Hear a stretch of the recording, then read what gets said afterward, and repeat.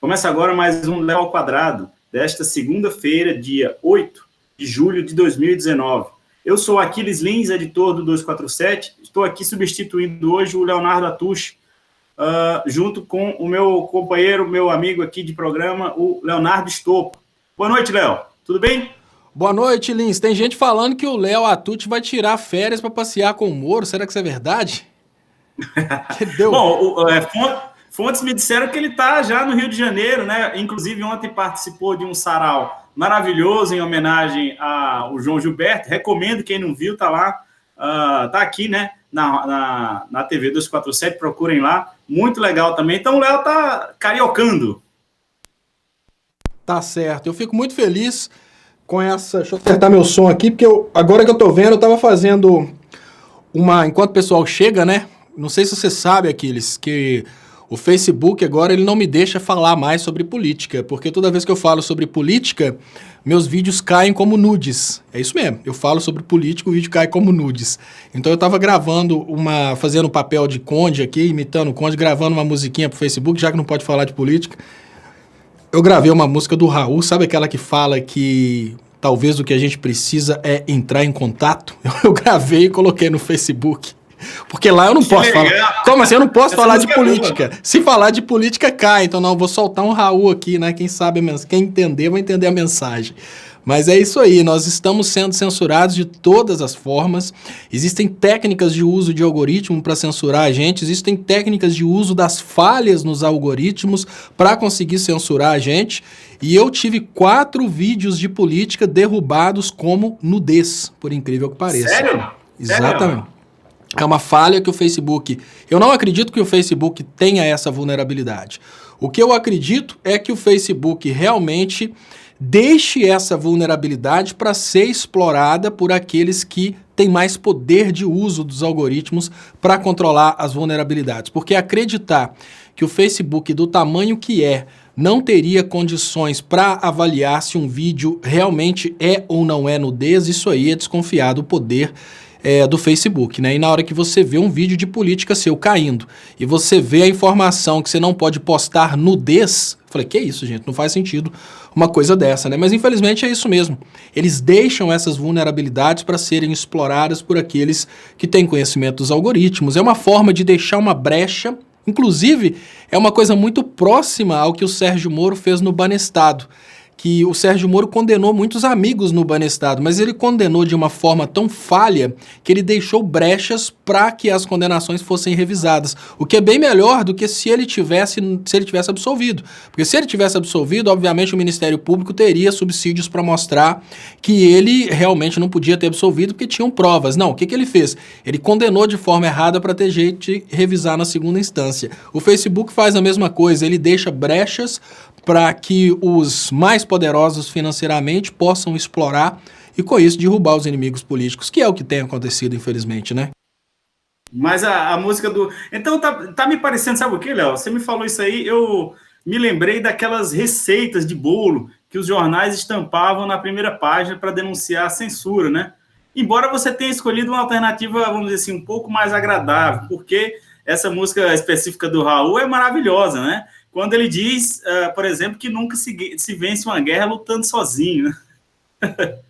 Exatamente, essa música talvez seja um grito de libertação. Eu acho que o rock nacional é um grito de libertação, porque naquele momento, o pessoal do rock nacional daquele momento vivia as censuras que a gente vive hoje, Aquiles.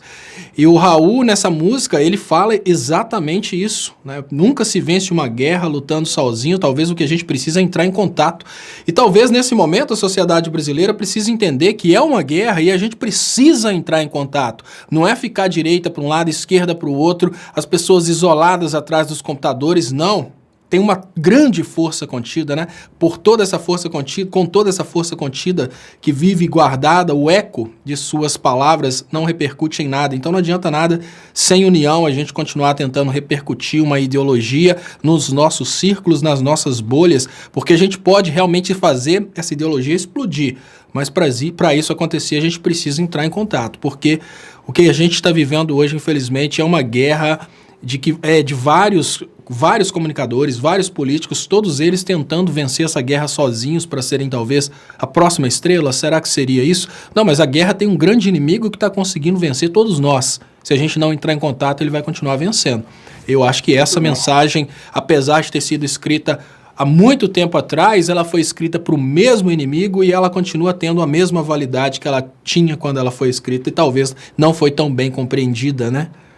E pode ser que ainda tenha uma validade muitos anos adiante ainda, né? Depois dessa situação específica que a gente está vivendo. Raul tem vários outros, ele tem um cancioneiro maravilhoso, se a gente quiser, passa o programa inteiro aqui falando dele, de suas canções, inclusive que foram censuradas. O Ivan Alonso mandou um superchat aqui, Léo, para dizer: Estopa e Aquiles, grande dupla. Léo, adorei seu vídeo de pastor. Hahaha. Eu deixei a igreja quando conheci o evangelho por mim mesmo. Abraço, meus amigos. Muito obrigado aqui, Ivan, pela sua mensagem. Léo, o tema do nosso programa de hoje é duas situações inusitadas que podem ser vistas como recuos de dois operadores da Lava Jato, que é o ex-juiz Sérgio Moro, atual ministro da Justiça, que vai se afastar do cargo por 5 dias, e também a decisão do procurador Deltan Dallagnol de se recusar a comparecer na audiência pública amanhã na Câmara para explicar, enfim, dar esclarecimentos sobre a sua conduta revelada pelas reportagens do The Intercept na Vaza Jato, né? O Deltan Dallagnol, como a gente tem acompanhado, se mostrou uma pessoa absolutamente subserviente ao então juiz Sérgio Moro em todas as mensagens que foram divulgadas até agora, né? Então, vamos falar um pouco sobre isso, mas antes, eu queria lembrar que, desculpa, há um ano atrás, Léo, o desembargador do TRF4, o Rogério Favretto, deu aquela decisão concedendo um habeas corpus para o ex-presidente Lula, né? E aí houve o sistema todo se voltou contra essa decisão, houve uma guerra de sentenças, e isso resultou na cassação da decisão, ilegalmente, diga-se de passagem, fazendo com que o ex-presidente Lula permanecesse na prisão, né? O Moro tem uma atuação importante nesse caso, que completa 1 ano hoje, repito, porque ele estava de férias na época, né? Ele estava de férias das suas atividades como juiz, acho que estava até em Portugal, e ele, de férias, manobrou junto com a Polícia Federal e também com o TRF4 para manter o ex-presidente Lula na cadeia, né? Então, à luz do que a gente já se sabe hoje, Léo, como é que você avalia aquele momento ali, que foi de claro arbítrio, né, de claro atropelo da lei para manter como preso político o seu principal adversário, né, que naquele momento a gente sabia que o Lula, estando preso, viria a beneficiar o Moro com o cargo de ministro da Justiça, né?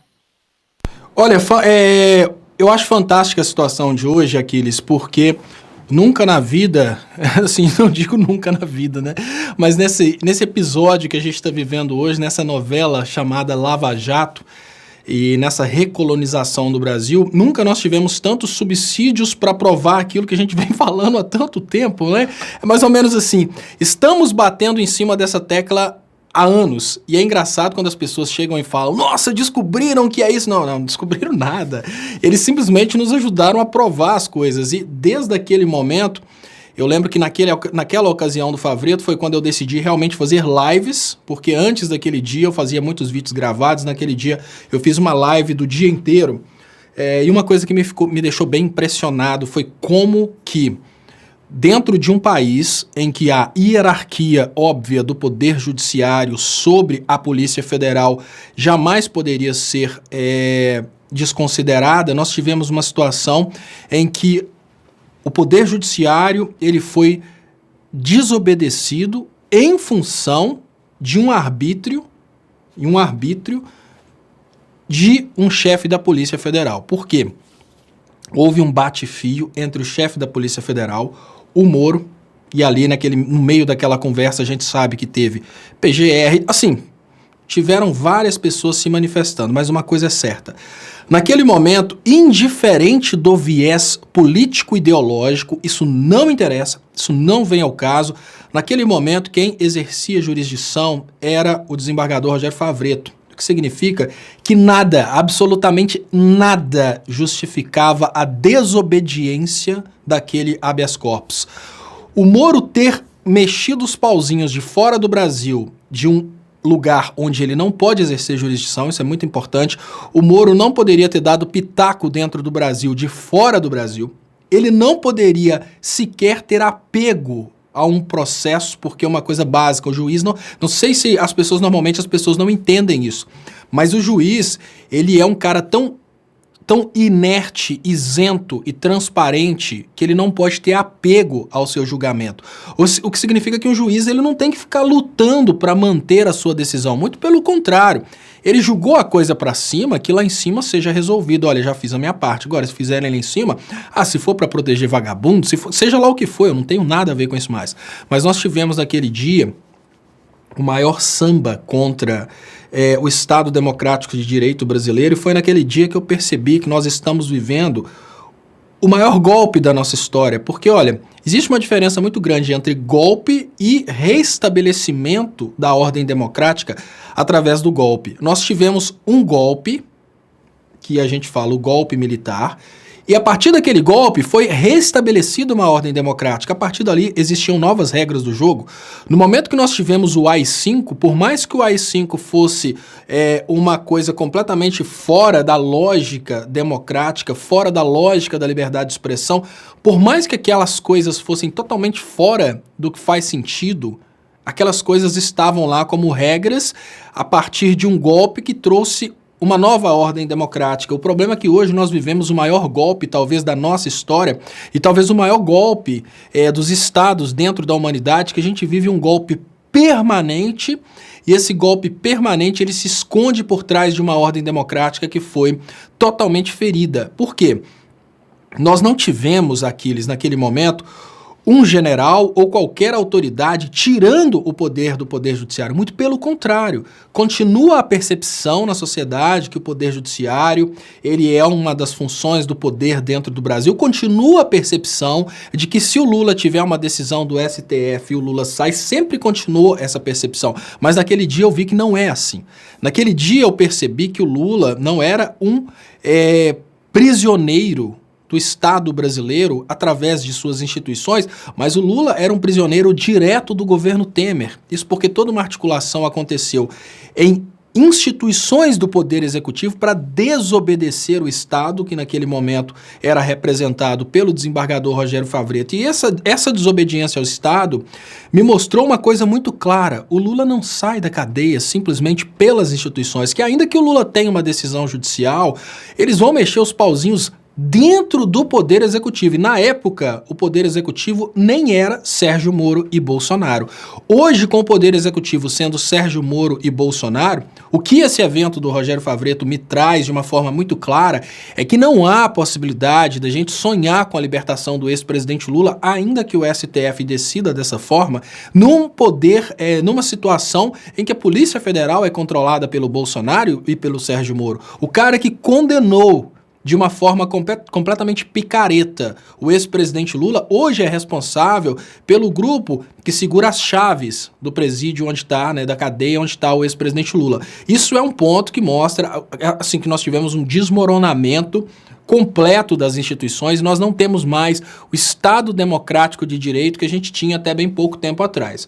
Agora, tem um outro ponto que já é um contraponto que a gente vai trazer hoje. Ao mesmo tempo em que a gente percebe que nós temos essa situação corrompida do Estado, a gente já percebe uma certa fragilidade desse corrompimento. Parece que as instituições estão começando a se regenerar. E eu consigo ver a possibilidade das instituições estarem se regenerando com uma tentativa do Sérgio Moro, agora, mais uma vez, volta aquela sombra sobre uma tentativa do Sérgio Moro de prender jornalistas, e mais uma vez a sombra de tentativa de prender jornalistas vem com férias do Sérgio Moro, o que significa que nós temos dois elementos: a possibilidade do Sérgio Moro ir para fora para assistir de fora, porque ele não tem confiança de que o golpe que ele vai tentar fazer contra a democracia, contra a Constituição, vai dar certo. Então há uma fragilidade. Pode ser que ele desista igual desistiu da outra vez, pode ser que ele tente, pode ser que ele fracasse, mas a grande realidade é essa. Há uma fragilidade no sistema corrompido. Não há uma fragilidade para corromper o sistema. A regra hoje é: o sistema está corrompido e há uma luta desse sistema para se regenerar, e não o contrário. Você falou aí sobre essa questão de juízes e também do Poder Judiciário tentando se regenerar. Hoje teve um episódio importante, que foi uma declaração do ministro Luiz Edson Fachin, do Supremo Tribunal Federal, Fachin, que é relator das ações da Lava Jato no STF e que também foi mencionado na última reportagem da revista Veja, né, numa mensagem do procurador Deltan Dallagnol, vamos dizer assim, celebrando, junto com outros colegas procuradores, um encontro que o Dallagnol teve com o Fachin, e ele disse a famosa frase: o Fachin é nosso, né? O ministro Edson Fachin participou de um evento lá no Tribunal Regional Eleitoral do Paraná, e ele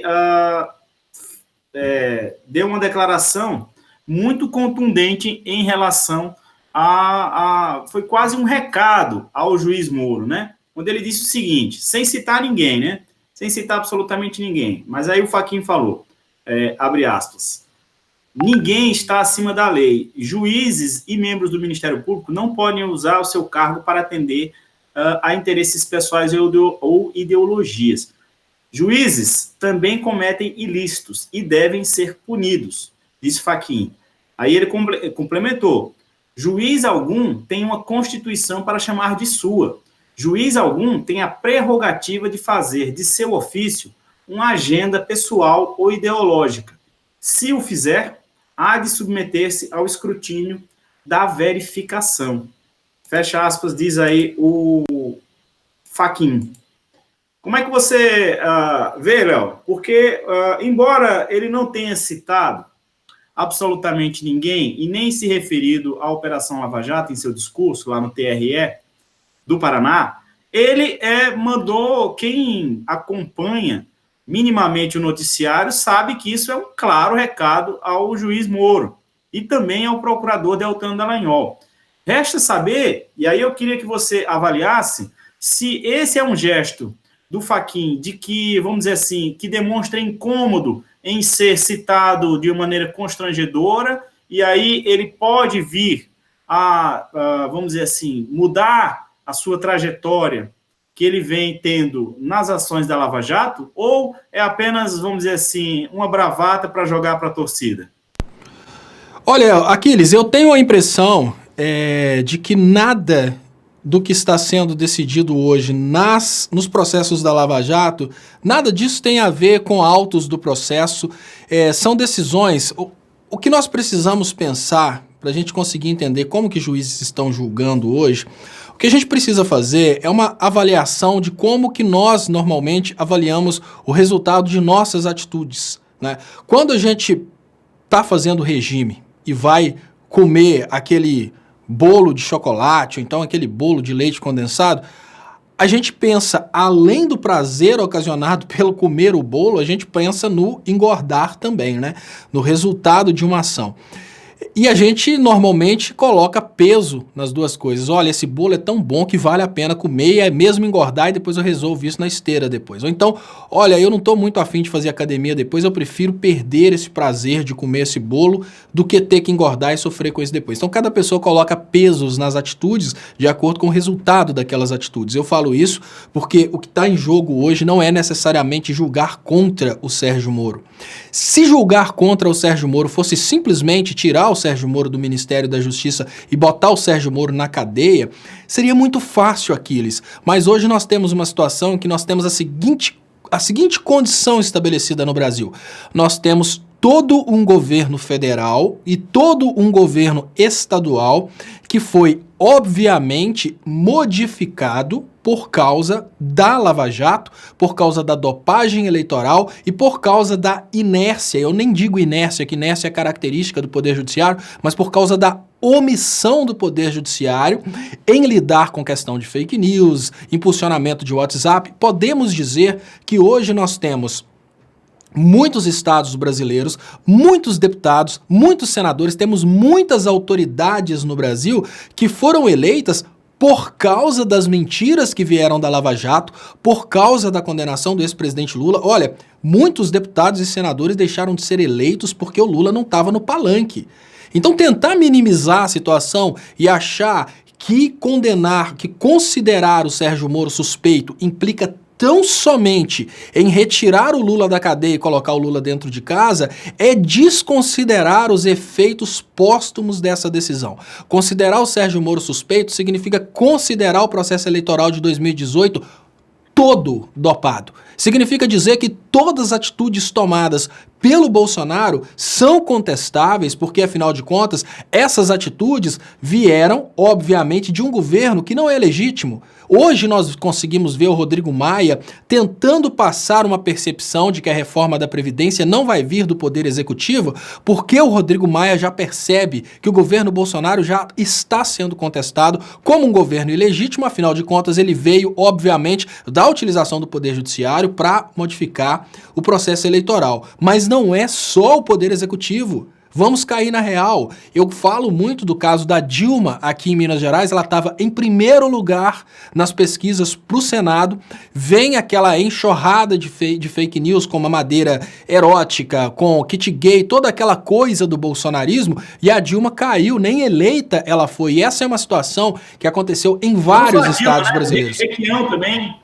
Sim, são vários políticos, Aquiles. Então, o que nós conseguimos perceber nesse momento? Se o Moro é declarado suspeito por causa desses vazamentos, obviamente, se o Moro foi suspeito e o Lula não foi condenado, ou seja, anula-se a condenação do ex-presidente Lula, porque a condenação do ex-presidente Lula, ela é anulada com a suspeição do Moro, todo o processo eleitoral é contestado e uma coisa que é muito óbvia, vai causar um clamor público por novas eleições. Só que novas eleições, nesse momento, significa, obviamente, um governo majoritariamente progressista no poder. Por quê?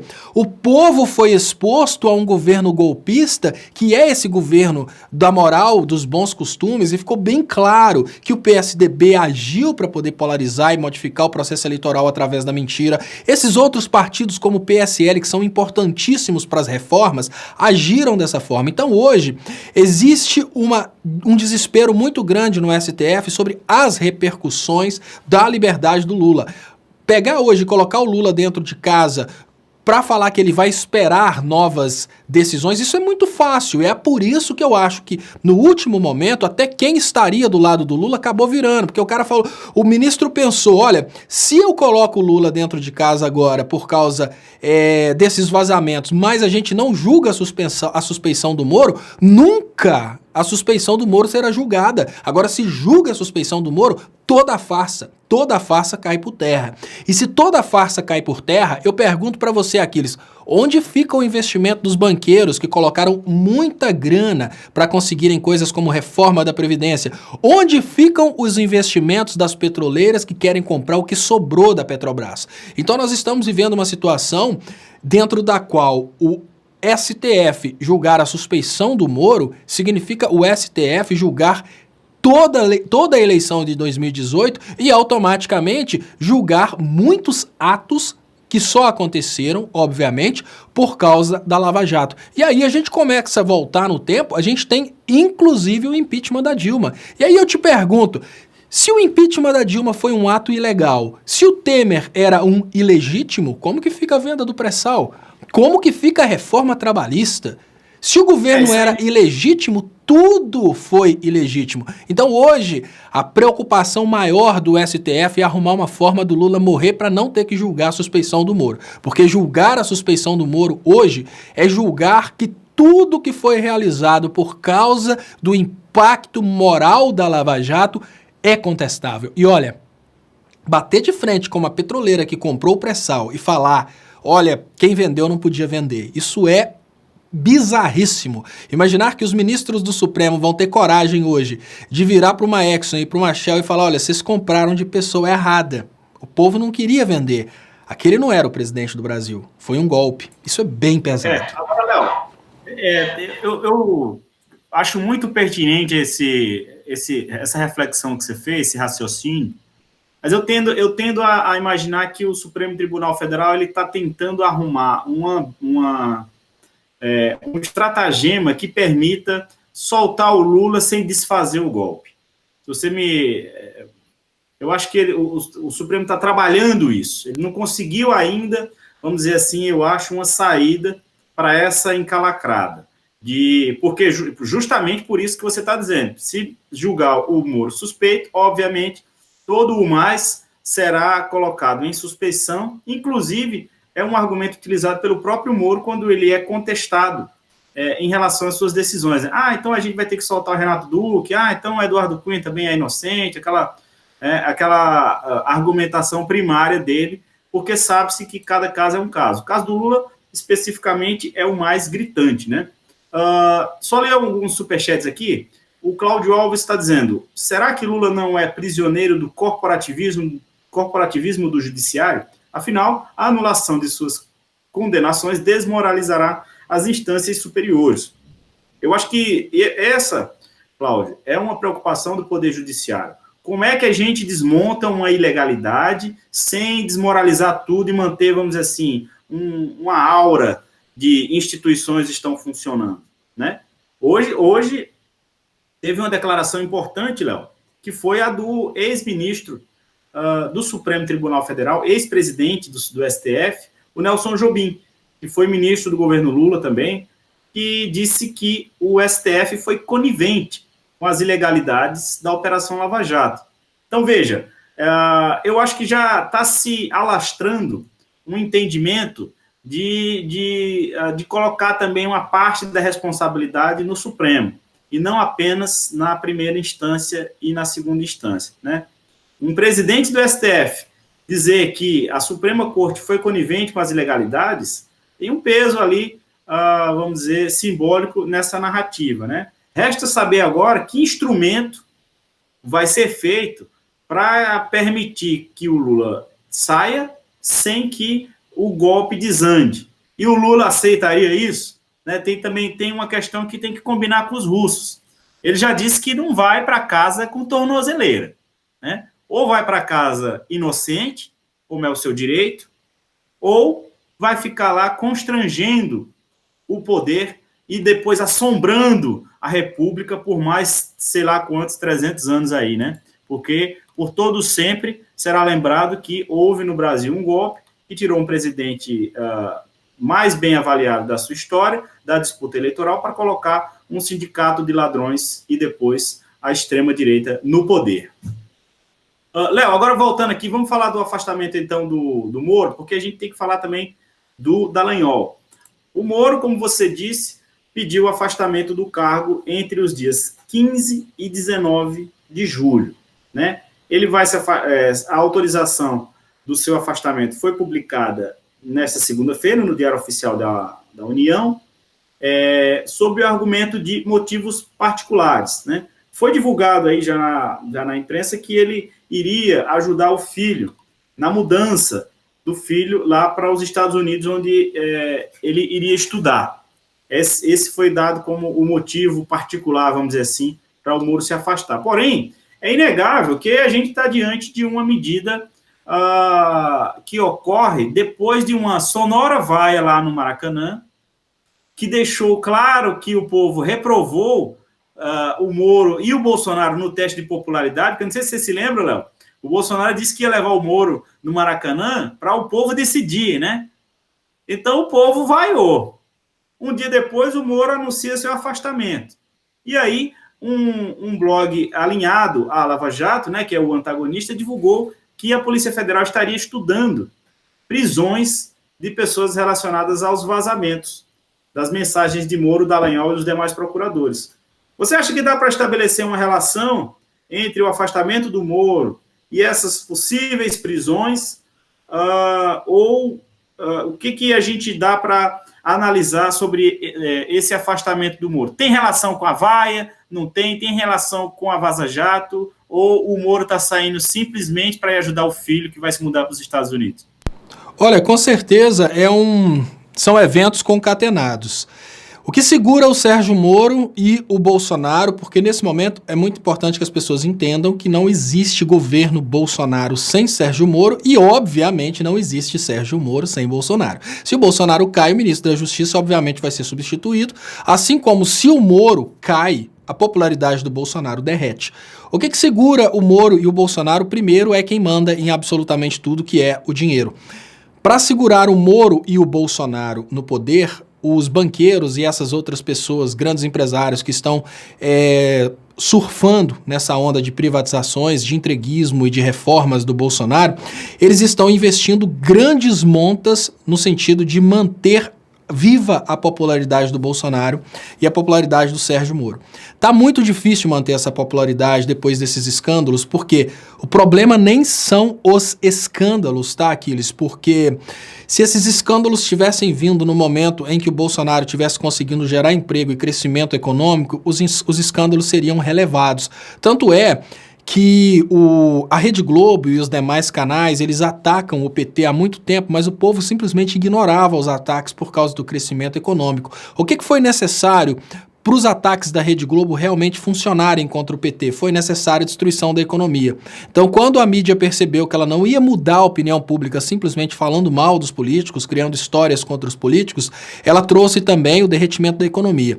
Então, o derretimento da economia mais a queda da reputação do político causa a crise que pode levar à queda do governo. Isso é uma receita básica para conseguir derrubar o presidente. E é o que está acontecendo hoje. Nós temos, ao mesmo tempo, um desespero muito grande do setor financeiro tentando manter o Bolsonaro, porque a alternativa ao Bolsonaro, obviamente, vai ser novas eleições com a chegada de um governo progressista. Agora, eu acho que a maioria da população já sentiu o que é fazer tentativas do tipo opressor, vamos oprimir. Não, você não oprime o outro lado da política votando num retardado, num imbecil. Você oprime a população inteira, isso já está mais que provado.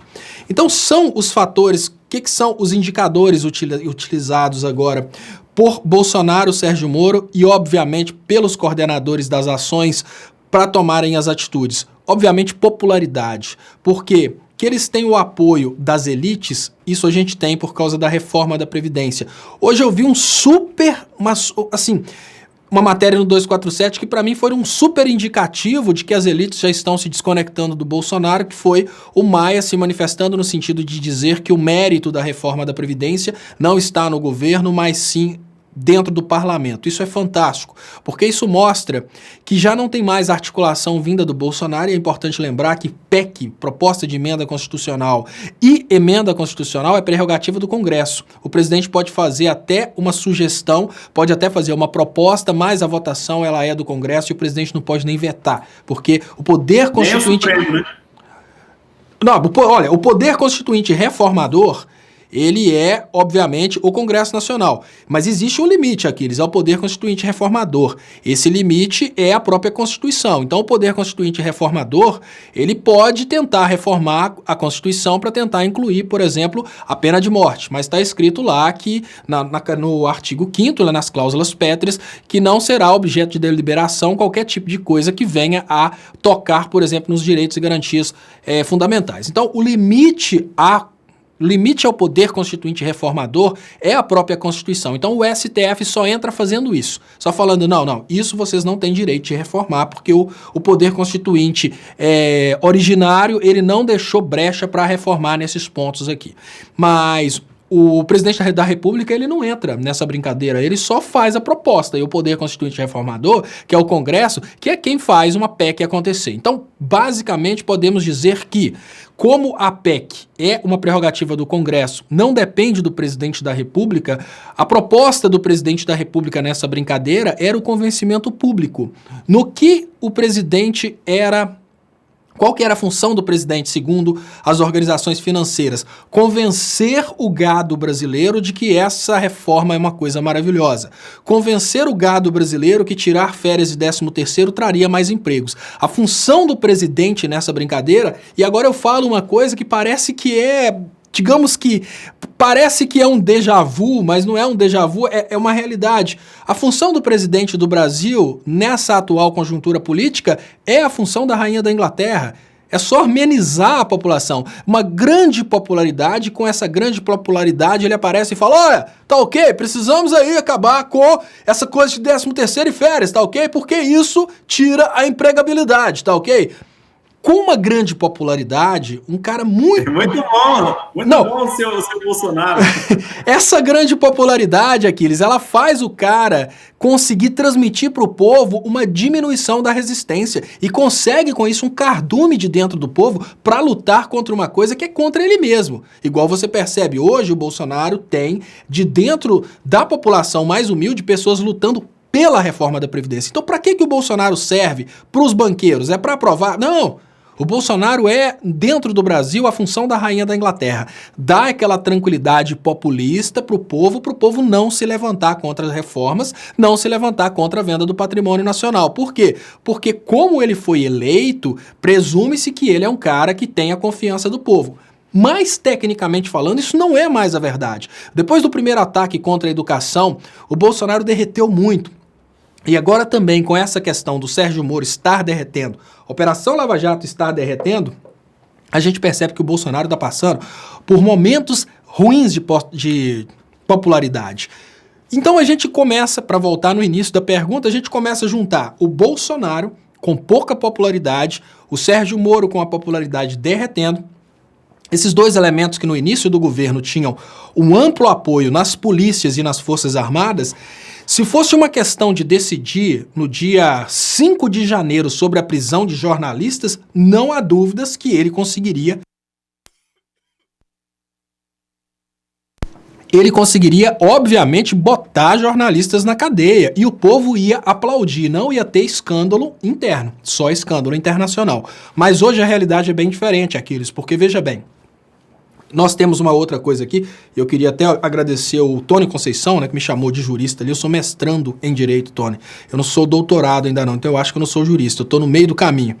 Mas nós temos uma coisa dentro do Brasil, para todo funcionalismo público, Aquiles, que é o seguinte, nenhum funcionário público é obrigado a aceitar uma ordem de um superior quando ela é manifestamente ilegal. O que eu estou querendo dizer é muito simples, qualquer um delegado conhece muito bem o direito, porque para ser delegado tem que ser formado em direito. Qualquer delegado conhece as prerrogativas do jornalismo e hoje a gente pode ter realmente uma tentativa do Sérgio Moro de prender jornalistas, mas o detalhe é o seguinte, essa tentativa de prender jornalistas, ela vai ser endereçada para um poder coercitivo, por exemplo, um delegado de polícia. E o delegado de polícia, ele tem nas mãos o direito de falar que não, eu não vou realizar essa ordem, porque essa ordem é manifestamente ilegal. E aí ele recusa obedecer essa ordem. É difícil achar alguém na PF que faça isso, né? Não é difícil. Sabe por que não é difícil, Aquiles? Porque o que está acontecendo com o chefe da Polícia Federal que decidiu desobedecer o Poder Judiciário para obedecer o Moro? Agora ele está sendo solto ao relento para pagar sozinho pelo que ele fez. E não pense você que delegado de polícia é bobo. O delegado de polícia que obedeceu o Sérgio Moro naquele evento lá do Favreto e hoje ele está segurando as pontas sozinho, ele já fez inclusive algumas postagens falando que o bicho está pegando pro lado dele. Obviamente, ele decidiu não obedecer uma ordem judicial para obedecer um bate-papo de telefone. E agora, nesse momento, todo mundo que bateu papo com ele no telefone tira o corpo fora.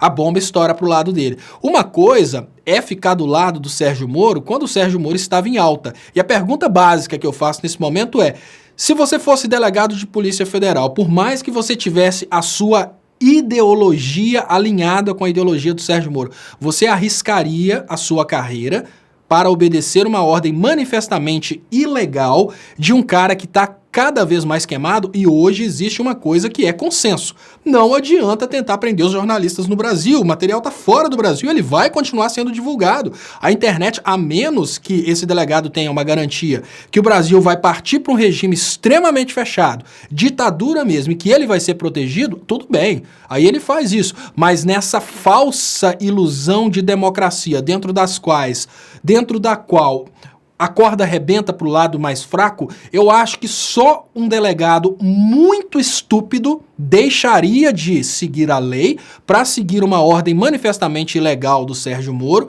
para causar aí uma prisão ilegal de jornalistas, para fazer um espetáculo e depois responder pessoalmente por uma ordem manifestamente ilegal. Eu vejo essa fragilidade no meio da brincadeira. Mas temos também... A Valéria da Alegrave está pedindo aqui para você fazer uma pausa entre as fases para você respirar. Então, já que... Sim, é importante isso, é por isso que de vez em quando eu fico até tossindo, né? Mas é porque eu fico tentando concluir o raciocínio rápido para você falar, porque depois o pessoal começa a me xingar. Léo, você não deixa o Aquiles falar, tá, mas então fala um pouco, Aquiles. Mas assim, concluído, eu acho que há uma possibilidade do Sérgio Moro ir pros Estados Unidos para assistir de fora, se isso vai dar certo, porque se der errado ele nem volta. E eu imagino que a ida dele... Mas veja só, pode ser que durante as férias dele, surjam outras informações, outras revelações que, vamos dizer assim, tornem a volta dele até inviável. Porque imagina se surgisse um áudio aí com ele, por exemplo, xingando o Bolsonaro ou falando mal de algum aspecto nesse sentido. Algo, não que eu diga que isso vai acontecer, eu estou dizendo assim, algo que eleve o grau de indignação em relação à conduta do Moro, né, para além dos setores da esquerda progressista, né? Se algo que, vamos dizer assim, crie um certo conflito entre o bolsonarismo e o morismo, né, que eles estão ali imbricados, porém pode surgir informações que faça fissura nessa relação. Agora, o que eu queria te trazer aqui foi uma declaração do ministro Luiz Fux, aquele em Fux We Trust, que disse o seguinte, abre aspas, eu quero garantir que a Lava Jato vai continuar. E essa palavra não é de um brasileiro, é de alguém que assume a presidência do Supremo Tribunal Federal no ano que vem. Podem me cobrar. Disse o Fux num evento lá, naquele evento lá da XP Investimentos, né, no último final de semana. O Fux vai ser presidente do STF, no lugar do Dias Toffoli.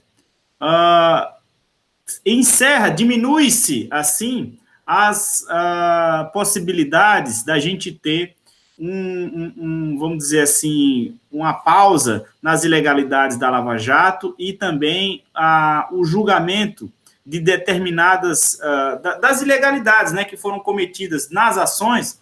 O Fux, na presidência, como a gente sabe, ele detém o domínio da pauta de julgamentos, né? Então ele pode manobrar como manobrou a ministra Carmen Lúcia contra o ex-presidente Lula, não apenas para manter Lula na cadeia, mas também para manter as decisões ilegais do Moro, apesar de todas as informações que a gente tem. Então, está se anunciando aí um cidadão que vai assumir o comando de um dos poderes da República, que está aí dobrando a aposta na Operação Lava Jato.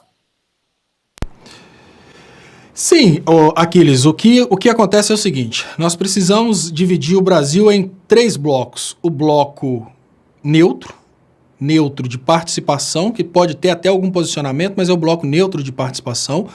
O bloco que participa das falcatruas da Lava Jato e o bloco que não participa das falcatruas da Lava Jato. O bloco que participa das falcatruas da Lava Jato, ele vai fazer de tudo para fazer a Lava Jato sobreviver, para defender a Lava Jato E a parte mais podre desse bloco é criar uma percepção de que tudo que aconteceu é absolutamente normal. Então, dentro desse bloco, a gente pode esperar, obviamente, o Fux, a gente pode esperar o Barroso. Eu não sei se o Fachin foi massa de manobra nessa brincadeira, né? Depois desse pronunciamento dele, pode ser que ele tenha sido massa de manobra e que, por não ter recebido o material completo, Sérgio Moro reteve algum material, ele também ficou, obviamente, exonerado de ter que decidir o caso de levar o material para o STF, afinal de contas o material foi escondido dele, então teve aí vários crimes do Sérgio Moro ao omitir o material.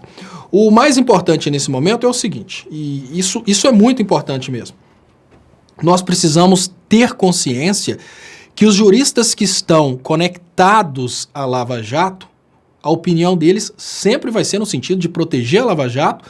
As instituições que estão conectadas à Lava Jato, as instituições que fazem parte dessa farsa, elas vão constantemente criar teorias para defender a Lava Jato. Então, ver uma Rede Globo tentando criar a ideia de que tudo é absolutamente normal, igual ontem eu fiquei impressionado, o Fantástico abriu com uma matéria de um camarada que foi injustiçado porque fizeram um golpe e ele caiu no golpe e foi preso com cocaína dentro de uma mala, sendo que não era nada dele e no final das contas ele foi liberto. Ali a gente vê uma clara preparação do lombo brasileiro para uma eventual compra desse sargento que foi preso lá na Espanha com cocaína. Então são esses detalhes. Quando a gente vê que as instituições estão de alguma forma conectadas aos crimes, a gente percebe essas instituições protegendo esse crime. Pergunta básica, o que levaria a Rede Globo a trazer para toda a população brasileira a história de uma pessoa que foi vítima de um golpe no aeroporto com mala de cocaína, se não tentar já criar um ambiente para que esse sargento seja entendido como sendo uma vítima de um golpe? Isso é óbvio. Da mesma forma, a gente vê a Rede Globo, instituições jurídicas, juristas, a gente vê muitas pessoas tentando desesperadamente, nesse momento, trazer teorias que justifiquem as atitudes do Sérgio Moro, porque falar que as mensagens são falsas não dá mais certo. Hora nenhuma eles disseram isso diretamente, porque as mensagens não são falsas. E essas mensagens vão poder ser comprovadas de várias formas. Não é simplesmente uma pessoa chegar e falar, não, eu sou o hacker, tá aqui a mensagem. Não. Provavelmente existem várias fontes que levam para essas mensagens. Houve rumores que dentro do Ministério Público existiriam procuradores que estariam revoltados com a situação da impunidade do Dallagnol e estariam dispostos a liberar os próprios telefones para perícia se o Dallagnol não sair do Ministério Público. E olha, imagina o que é a moral de um procurador da República hoje de ter que pertencer ao mesmo órgão que o Dallagnol. Para um magistrado, ele ser considerado a Sérgio Moro é uma queima de reputação muito grande. Imaginar que o cargo mais alto da magistratura brasileira é um Fux We Trust, nós temos, obviamente, uma desmoralização das instituições que até então eram as instituições de maior prestígio dentro do Brasil. Então, o que a gente percebe nesse momento? Dois blocos claros dentro das instituições, que é o bloco que está do lado disso, porque faz parte disso. Você não vai encontrar, Aquiles, um jurista, uma pessoa que defende isso sem estar do lado disso. Até porque, no momento em que a bomba estourou, nós tivemos pessoas que simplesmente pularam fora de uma vez só, se declararam contra. Na hora que o bicho começou a pegar, artista se declarando contra, Raquel Sherazade se declarando contra, várias pessoas falaram que tem nada a ver com essa podridão. O Fernando Henrique não. O Fernando Henrique ficou quietinho. Mas aí aparece logo após a participação do Fernando Henrique. Então por que o Fernando Henrique continua defendendo a Lava Jato? Porque ele está no meio. Por que o Fux continua trustando na Operação Lava Jato? Porque ele faz parte da lambança. Então o Barroso, a gente percebe o Barroso, o ministro do Supremo, defendendo atitudes que são atitudes contra o princípio da imparcialidade, obviamente porque ele está no meio dessa lambança. Então qual que vai ser a estratégia? E é uma estratégia muito clara que a gente vê hoje da Operação Lava Jato. Normalizar isso na percepção do público e falar que isso é uma coisa extremamente necessária. É mais ou menos assim, se não fosse assim a gente não conseguiria lutar contra a corrupção. E aí eu vejo muitas pessoas falando, olha, você falou comigo uma coisa que me deixou muito preocupado, a possibilidade disso continuar até o ano que vem, quando o Fux vai ser presidente do STF. Isso é um absurdo. Imaginar que a gente vai empurrando isso com a barriga até o... Já pensou ano que vem? A gente entrando 1º de janeiro com o Bolsonaro presidente, o Sérgio Moro ministro e essas coisas ainda aparecendo? Olha, eu falo uma coisa, para a imprensa é fantástico. Para os políticos é fantástico, é assunto para falar. O Brasil, eu não sei se o Brasil continua sendo o país do futebol, agora parece que é o país da política picareta, o que significa que para nós, Aquiles, é fantástico. Nós agora não somos mais aqueles jornalistas relegados à teoria da conspiração, não. Nós somos os comentaristas do esporte preferido do povo brasileiro. Mas sob um aspecto lógico, isso só vai ferrando o país que a gente vive, só vai destroçando a economia, diminuindo a viabilidade, acabando com a perspectiva de um Brasil melhor. Esse é o projeto, Melão. Exatamente o projeto. Esse é o projeto. Antes de passar para você aqui de novo, deixa eu só ler alguns superchats que chegaram. Pablo Manuel Martins aqui, que mandou um superchat, obrigado. Álvaro Peixoto, Moro está usando sua última cartada. Se não tiver vídeo contra ele, ele volta. E o Urias Oliveira está dizendo, mas vocês não acham que essa fuga do ladrão não seria o mote para a PF ir atrás do Glenn, né? E a Lindalva Pinheiro está dizendo, o Moro deve ter ido pedir orientações à CIA. Não merecemos este judiciário e este Ministério Público. E o Cláudio Alves está dizendo, resumiu aqui tudo, estamos fuxdidos, né? Tem também aqui, a gente não falou, Léo, embora a gente esteja caminhando para a reta final aqui do programa, sobre o declínio, a declinação do convite dado a Deltan Dallagnol para comparecer amanhã na Câmara e prestar esclarecimentos sobre as revelações feitas pela Vaza Jato. O Dallagnol mandou um ofício à Câmara dizendo que não vai participar da audiência pública e que vai concentrar as suas manifestações sobre esse assunto na esfera técnica, vamos dizer. O Dallagnol já está sendo chamado nas redes sociais e também por deputados da oposição de fujão, né? Não teve o colhão, vamos dizer assim, de enfrentar os parlamentares como teve o Moro, né? Embora tenha sido trucidado lá e chamado de juiz ladrão, o Dallagnol prefere não gerar essa mídia negativa contra ele. Porém, vai gerar uma outra que é a de fujão, né? Vamos ver o que vai acontecer agora. Antes de você comentar o caso do Dallagnol, só queria dizer que a gente está com mais de 7 mil pessoas ao vivo aqui nos assistindo, apenas no canal da TV 247, fora quem estiver nos assistindo pelos canais do Leonardo Stoppa. Então, eu queria aproveitar para pedir as inscrições aqui na TV 247, nos canais Leonardo Stoppa, para a gente crescer em conjunto aqui e aumentar o nosso alcance. Queria pedir também que vocês deem likes nessa transmissão. Estamos com mais de 7 mil pessoas, apenas pouco menos de 2 mil curtidas ali. Quem puder, dê um joinha aí para a gente aumentar o alcance. Quem puder também se inscrever, se tornar membro aqui na TV 247, a gente sempre pede, né? É muito barato, muito rápido. Você nos ajuda a fortalecer aqui dentro do YouTube. E quem também puder fazer uma assinatura solidária a melhor maneira que existe de nos apoiar financeiramente. Basta ir em brasil247.com/apoio e lá você escolhe um valor pelo qual você quer doar. Quem também puder ajudar o coletivo Jornalistas pela Democracia, que reúne um time de excelentes profissionais, basta entrar em brasil247.com/democracia. Chegou um superchat aqui do Edilberto Teixeira dizendo, o procurador desonesto evangélico Deltan Dallagnol se encontra jejuando? Né? É uma pergunta. Fala, Léo. Pois é, Aquiles, essa questão do Dallagnol é uma questão muito óbvia. Eu não sei se seria interessante para o Dallagnol ir produzir provas contra si mesmo na opinião pública, porque dentro da realidade do Ministério Público, é bem difícil a gente imaginar o astro do Ministério Público sendo punido se não tiver uma ação do próprio Ministério Público. O Dallagnol, ele não tem que prestar contas para a população, porque ele tem a prerrogativa de ser julgado pelo Ministério Público. Então, enquanto ele for do Ministério Público, ele vai fugir. O Sérgio Moro foi, na verdade, dentro do Senado e da Câmara, prestar material para a Rede Globo. O que o Sérgio Moro fez foi muito estratégico. Ele criou um link entre seus apoiadores e as perguntas dos apoiadores, porque a partir das perguntas dos apoiadores, ele fazia respostas daquilo que ele gostaria de dizer. Se o Sérgio Moro tivesse aberto uma live, tivesse falado, olha pessoal, eu fiz isso por isso, isso, obviamente não teria tido a mesma utilidade de um pronunciamento oficial dentro do parlamento brasileiro. Então o Sérgio Moro foi muito estratégico. Assim que aconteceu o evento do vazamento, o Sérgio Moro no primeiro momento tentou se esconder, achou que não ia dar em nada, repercussão mundial, ele precisava ser protegido pela Globo. Seria muito feio a Rede Globo chamar o Sérgio Moro no Jornal Nacional e dar para ele voz, para ele se proteger de todas as formas. Então o que fizeram?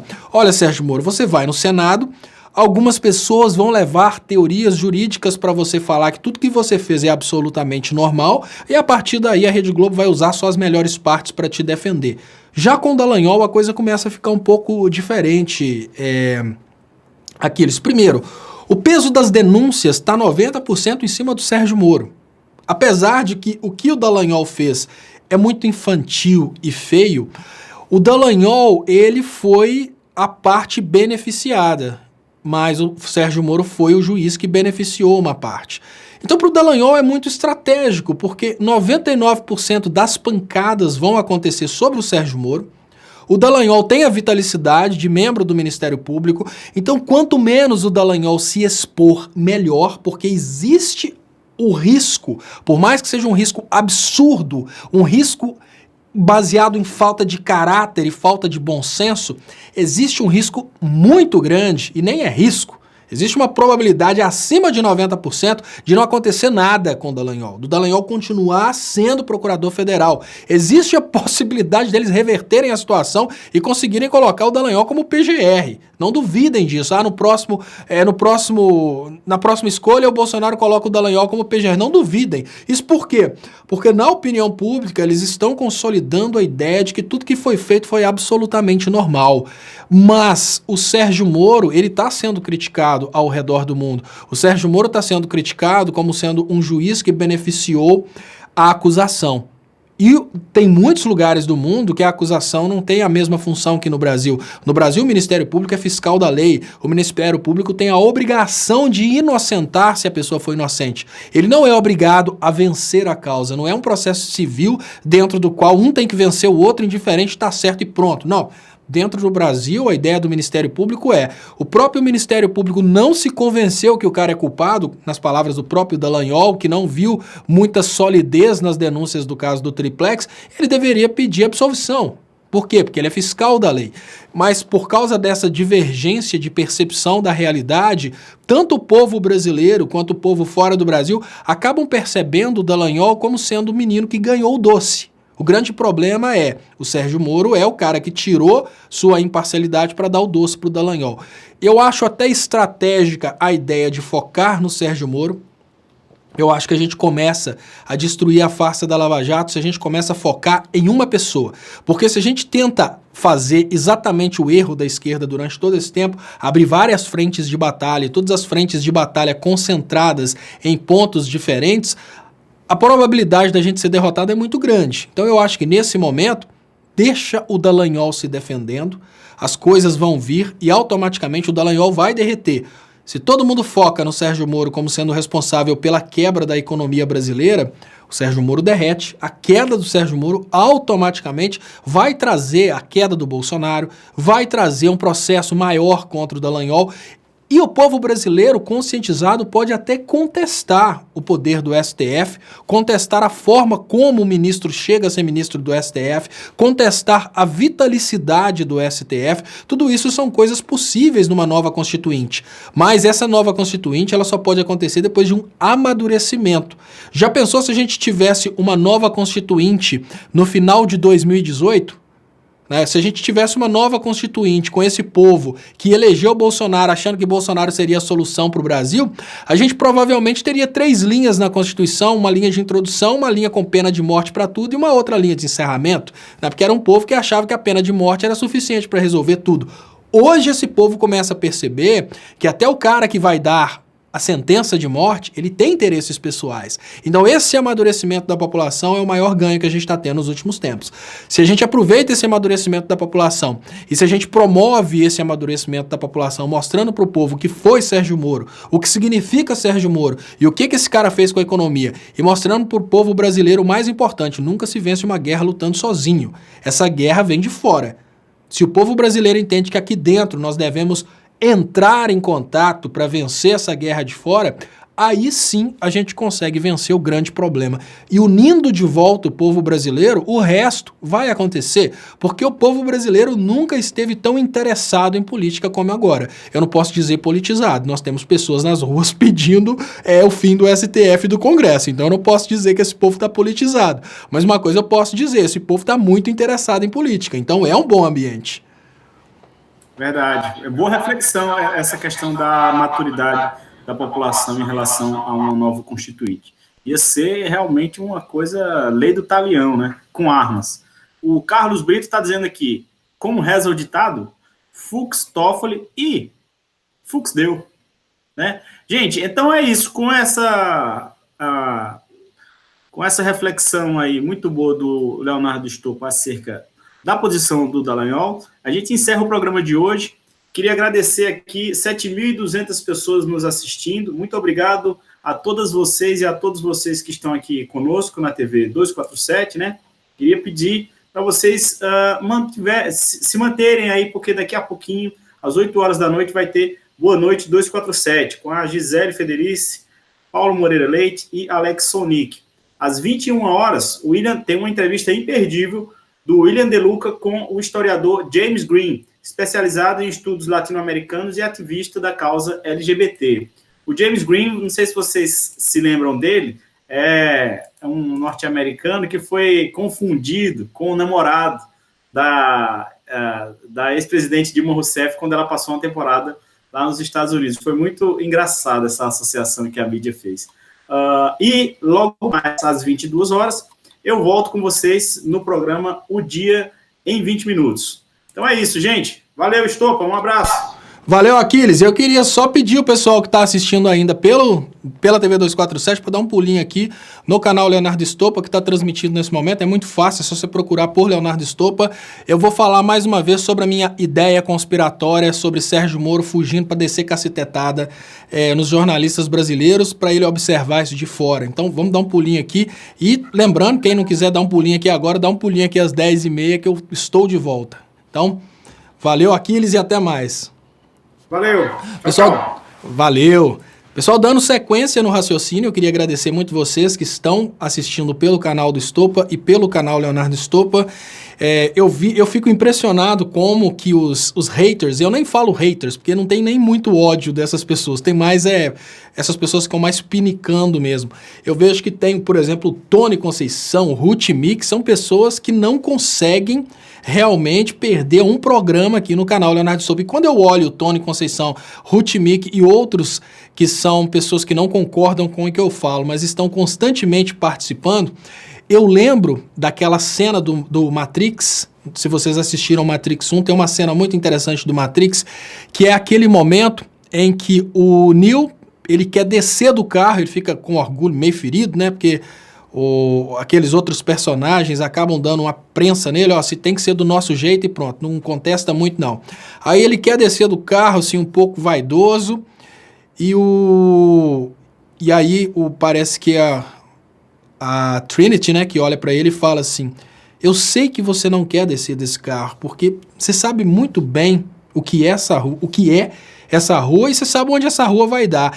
E hoje eu vejo Ruth Mix, Tony Conceição aqui, e eu lembro exatamente dessa cena que eu penso, olha, Tony Conceição e Ruth Mix poderiam estar agora, nesse momento, assistindo um vídeo de direita, mas eles sabem muito bem onde vai dar. Onde todo vídeo de direita dá, pessoal? O vídeo de direita nunca entrega soluções e problemas. Ele sempre fala que o problema é o PT quebrou o Brasil, é roubalheira do PT, petrolão.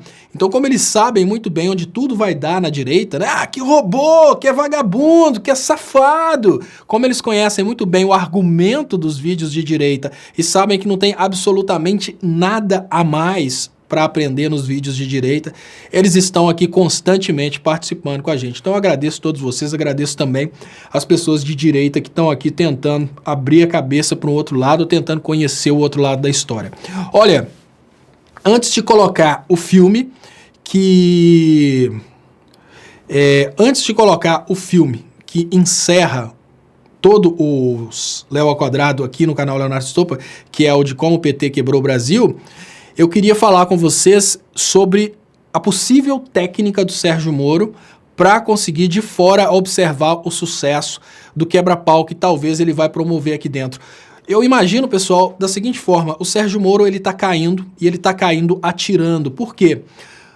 O Dallagnol, ele tem uma vantagem muito grande. O Dallagnol tem vitalicidade. O Dallagnol, para ser afastado do Ministério Público, é uma coisa bem difícil. Não é fácil assim pegar o Dallagnol e afastar ele do Ministério Público, não, porque procuradores se protegem. O Dallagnol, ele cometeu 1% dos erros, né, cometeu 100 vezes menos erros que o Sérgio Moro. Já o Sérgio Moro, ele tá realmente bem cagado nessa brincadeira. Então, pro Sérgio Moro, que se sair do ministério, ele vira uma pessoa comum, isso mesmo, pra vocês terem uma ideia. O Sérgio Moro, se o Sérgio Moro cair, ele torna-se uma pessoa comum como eu e vocês.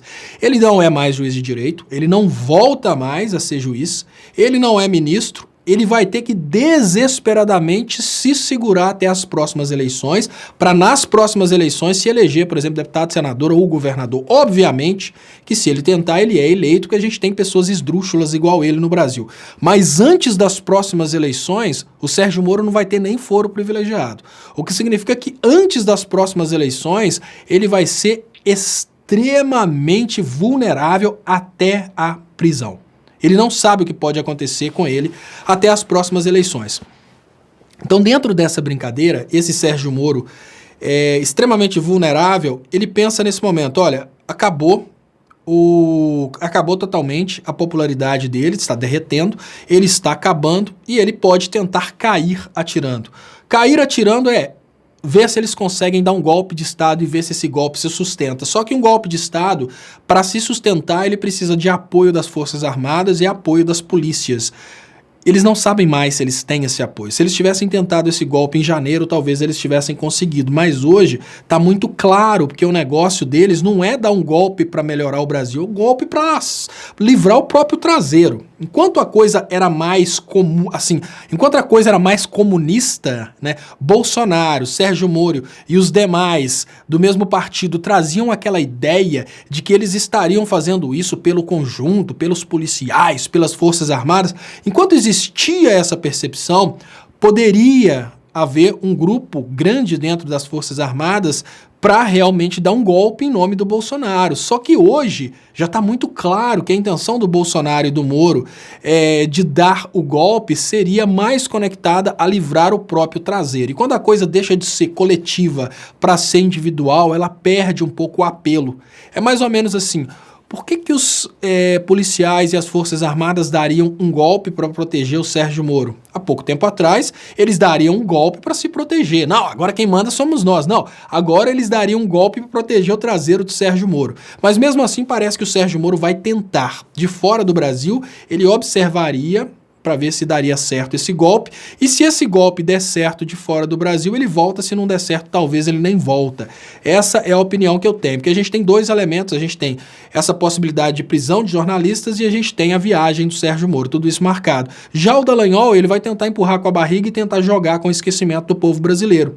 E é uma coisa que pode acontecer sim, pode acontecer não, eu vejo a maior probabilidade de tudo terminar em pizza, mas ao mesmo tempo existe a possibilidade da esquerda se convencer que ela pode propagar essa informação para o maior número de brasileiros e com isso conseguir conquistar realmente essa derrota do Sérgio Moro, que para mim é uma vitória do Brasil. Queria agradecer a todos vocês, queria pedir quem ainda não foi inscrito no canal Leonardo Estopa e no canal do Estopa se inscreva. Queria lembrar que eu não estou postando política no Facebook por causa das restrições. Quando eu posto política no Facebook, os meus vídeos são derrubados como nudes, então eu estou fazendo um protesto mais chicrim no Facebook. Então muito obrigado, fiquem aí com o vídeo de encerramento do Léo ao Quadrado, que é como a Lava Jato quebrou o Brasil. Muito obrigado e eu volto às 10h30 da noite nesse canal com o Léo Estopa ao vivo. Valeu! Pois é, pessoal, a primeira pesquisa que eu vou fazer aqui é a respeito do PIB Brasil. Quando vocês quiserem saber qual que é o valor do PIB brasileiro em determinada época, o que vocês precisam fazer é caminhar com o mouse por aqui, que vocês vão ter as respostas no lado direito da tela. Então, olha só, nesse período aqui, que é um período anterior ao governo do PT, PIB per capita significa PIB por pessoa. 1.919 dólares em 1986. Qual que é um período interessante para a gente comparar? Eu poderia comparar o máximo aqui. Não, vamos comparar esse período aqui, ó, mediano. Ele já saiu de 1.900 para 7.246. Mesmo se você quiser comparar com o pior período da ex-presidente Dilma, a realidade de hoje ainda é muito melhor que essa realidade anterior. Agora vamos para um outro raciocínio, que é o coeficiente Gini. Tá, veja bem, isso aqui é o Banco Mundial. Vocês vão vir aqui embaixo e procurar por Brasil. Essa é a informação a respeito da diferença social no Brasil. Por que é importante vocês confirmarem esses números?